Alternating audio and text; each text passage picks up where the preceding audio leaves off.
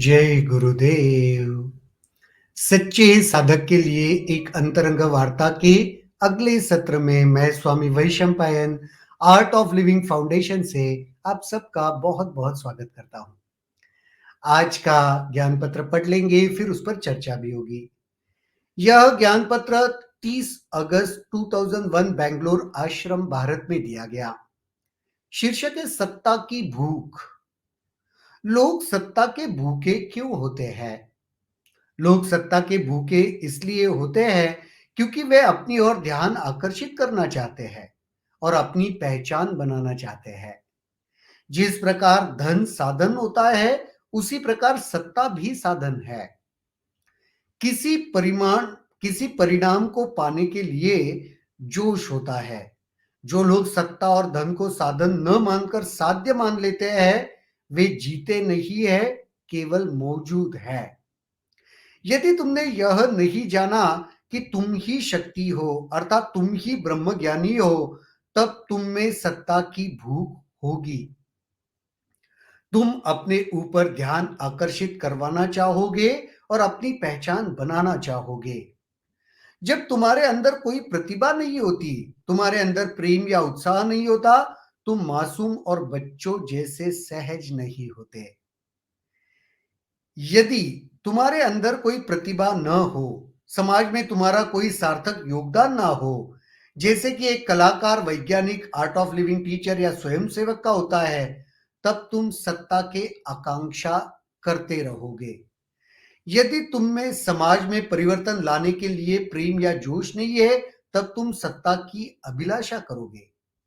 यदि तुम एक बच्चे की तरह सहज नहीं हो, संपूर्ण विश्व के साथ तुम्हें अपनापन नहीं लगता, तब भी तुम सत्ता की अभिलाषा करोगे। जिन लोगों के पास इन चारों में से एक भी नहीं होता, जैसे कि कुछ राजनीतिज्ञ, वे सत्ता की आकांक्षा करते रहते हैं। सच्ची शक्ति आत्मा की शक्ति होती है। वास्तविक आत्मविश्वास, बल और खुशी का प्रस्फुरण आत्मा से ही होता है। जो यह नहीं जानता, जो यह जानता है और जिसके पास वो है, वह शक्ति के लिए बिल्कुल भूखा नहीं होता। सत्ता की भूख, हाँ, ये तो होता ही है, आपने भी देखा होगा। कुछ लोग बहुत ज्यादा डेस्परेट होते हैं सत्ता के लिए, अधिकार के लिए। क्यों? क्योंकि शायद उन्होंने अपने आप को जाना नहीं है। जब तुमने वो अनुभव नहीं किया ना, तुम किस चीज से बने हो, तब ये चीजें चाहिए साधन की तरह इस्तेमाल करने के लिए, लोगों को अपनी ओर आकर्षित करने के लिए। हाँ, होता है। जब सत्ता होता है तो अधिकार होता है, तो नेचुरली लोग भी आते हैं। तुम्हारी वजह से नहीं आ रहे, वो इसलिए उनको भी पता है मेरे वजह से कोई नहीं आ पा रहा है मेरी ओर, तो फिर कुछ तो भी चाहिए, तो सत्ता चाहिए, फिर उसके पीछे पड़ो, किसी भी तरीके से हासिल करो, ताकि लोग मेरी ओर आते रहेंगे। लोग सत्ता के भूखे क्यों है? इसीलिए क्योंकि वो अपनी ओर ध्यान आकर्षित करना चाहते हैं, अपनी पहचान बनाना चाहते हैं। उनको अपनी पहचान बनाना है, लोगों का ध्यान अपनी ओर आकर्षित करना है, तो फिर उनके लिए यह एक साधन है। जिस प्रकार धन साधन होता है, उसी प्रकार सत्ता भी साधन है। कुछ लोग देखो, बहुत धन होता है तो वो धन की जोर पर अपनी ओर लोगों का ध्यान आकर्षित करते हैं। तो धन एक साधन हुआ ना, एक टूल हुआ। उसी प्रकार सत्ता भी एक साधन और एक टूल है। किसी परिणाम को पाने के लिए जोश होता है। जो लोग सत्ता और धन के साधन को न मानकर साध्य मान लेते हैं, वह जीते नहीं, केवल मौजूद है।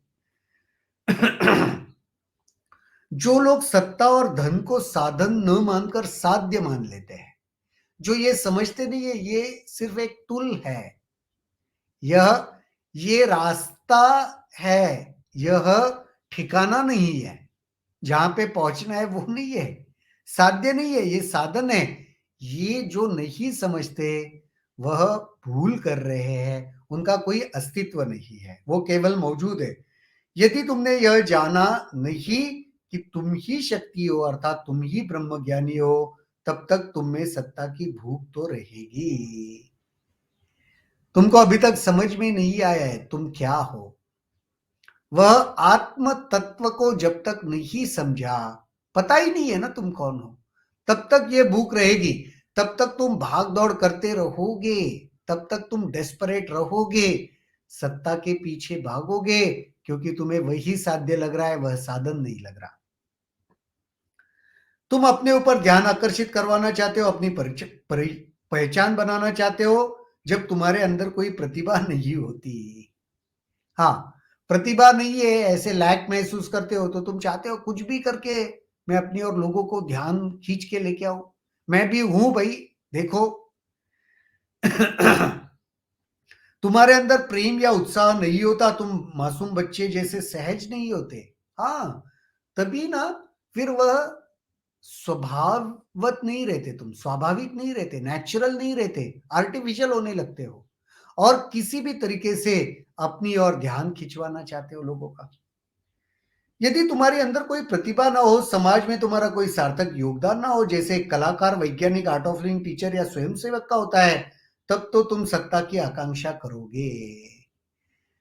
अगर तुम्हारा ऑलरेडी योगदान है ना, तो तुम केयर भी नहीं करोगे।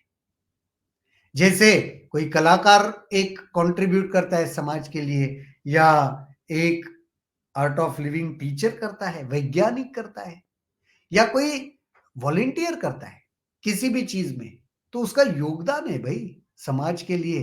तब ना तुम्हें उसकी फिक्र ही नहीं होती सत्ता की, क्योंकि तुम ऑलरेडी योगदान कर रहे हो, और तुम योगदान कर रहे हो तो वैसे ही आपकी ओर लोग आकर्षित हो रहे हैं। यदि तुम समाज में परिवर्तन लाने के लिए, तुम में समाज में परिवर्तन या लाने के लिए जोश या प्रेम नहीं है, तब तो तुम सत्ता की अभिलाषा करोगे। तुम समाज में परिवर्तन लाने के लिए कोई जोश नहीं है तुम में, तब तो तुम्हें सत्ता की आकांक्षा करनी पड़ेगी। उल्टा लगता है ना, विपरीत लगता है। कोई कहेगा मैं तो इसलिए सत्ता में आना चाहता हूं क्योंकि मैं समाज में परिवर्तन लाना चाहता हूं। वो अगर जोश ऑलरेडी नहीं है, तो तुम सत्ता के भूखे बन जाओगे, क्योंकि तुम्हें कोई दिलचस्पी भी नहीं है, शायद कोई जोश ही नहीं है तुम में। तुम सिर्फ अपनी और लोगों को आकर्षित करना चाहते हो, तब भी सत्ता के भूखे हो तुम। यदि तुम एक बच्चे की तरह सहज नहीं हो, संपूर्ण विश्व के साथ तुम्हें अपनापन नहीं होता, तभी भी सत्ता की भूख रहेगी, तभी भी सत्ता। अपनापन नहीं लग रहा, पूरे संसार के साथ एक नहीं महसूस कर रहे हो, तभी भी भूखे बन के रहोगे सत्ता के लिए। जिन लोगों के पास इन चारों में से एक भी नहीं होता, जैसे कुछ राजनीतिज्ञ, फिर वो तो सत्ता की आकांक्षा करते ही है। इनमें से कुछ नहीं है उनके पास, उनको भी पता है, लेकिन फिर सत्ता की आकांक्षा भूख क्यों है? ताकि किसी तरीके से अपनी और लोगों को लाना चाहते हैं, कुछ तो करना चाहते हैं। सच्ची शक्ति आत्मा की शक्ति है। वास्तविक आत्मविश्वास, बल और खुशी का प्रस्फुरण आत्मा से ही होता है। आत्मविश्वास, बल और खुशी का सोर्स आत्मा है। हाँ, उसका प्रस्फुरण वहीं से वह आता है। जो यह जानता है और जिसके पास वो है, वह शक्ति के लिए बिल्कुल भूखा नहीं हो सकता। जिसको ये समझ में आ गया ना कि उधर से वह प्रस्फुरण है, वहीं से वो आता है, फिर वो भागेगा नहीं, भूखा नहीं है फिर वो सत्ता के लिए।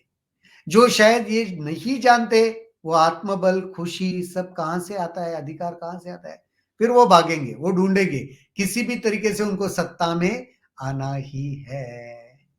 बड़ा इंटरेस्टिंग यह ज्ञान पत्र है। सत्ता के भूखे, है ना, सत्ता की भूख किसको होती है, वो गुरुदेव ने यहाँ पे बताया, एक अलग पहलू से बताया।